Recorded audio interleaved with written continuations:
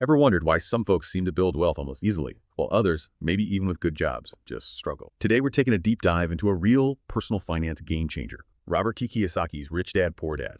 It's a book that's definitely sparked a lot of aha moments. Our mission? Well, it's to basically pull out the key nuggets from an in-depth review and analysis we look at. You'll get the core ideas, the big takeaways, without having to read the whole thing yourself. Okay, so let's get into it. The heart of the book really is this contrast Kiyosaki sets up between his two dads. You've got his actual father, the poor dad, smart guy, highly educated, stable government job, the traditional route. And then there's his best friend's father, the rich dad, who showed him a totally different way to think about money and wealth. This was all originally published way back in 1997. And it's this difference, this story, that kind of frames all the main lessons. Yeah, and what's really fascinating is how fundamentally it challenges what most of us are taught growing up. It's not just a small shift. It basically flips the script on earning.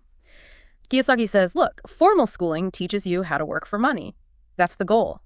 But financial education, that teaches you how to make money work for you. It completely changes your perspective, moving you from just trading time for a paycheck to, building things that generate wealth passively. If you boil it down to one really practical idea, Yeah. He keeps coming back to his focus on assets versus liabilities. Yeah. Right. He makes it super simple. Assets put money in your pocket, liabilities take money out. Right. But the real kicker isn't just the definition. It's how this simple idea makes you question things. Is your house really an asset in his view if it mostly costs you money? Makes you look at that credit card statement or buying a new car a bit differently, doesn't it? Absolutely. And that gives you a practical lens, a framework almost for looking at your finances day to day. Anyone can kind of grasp it. And it ties right into the book's bigger message about developing an entrepreneurial or investor mindset. Yeah. Not just relying on the paycheck for security, but actually taking control of your financial future. It's empowering. And it pushes you to think about working not just for the money, but working to learn.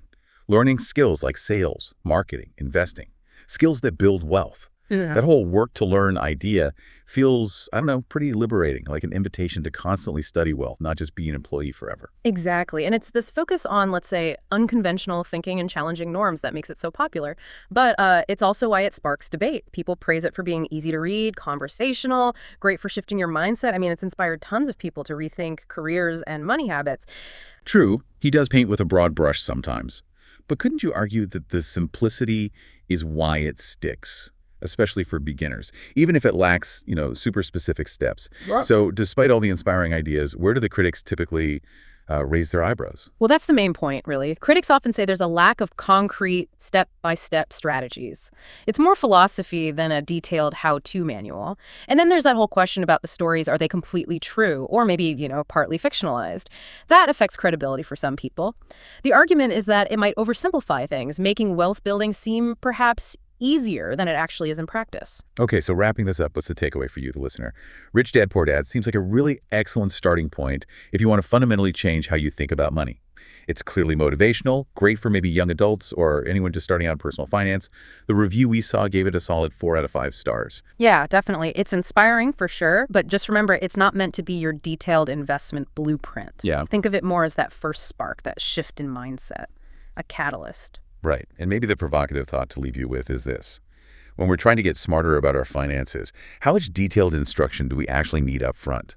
Versus how much is it really about just getting that fundamental shift in perspective, that mindset change, to really kickstart the whole journey? Something to think about.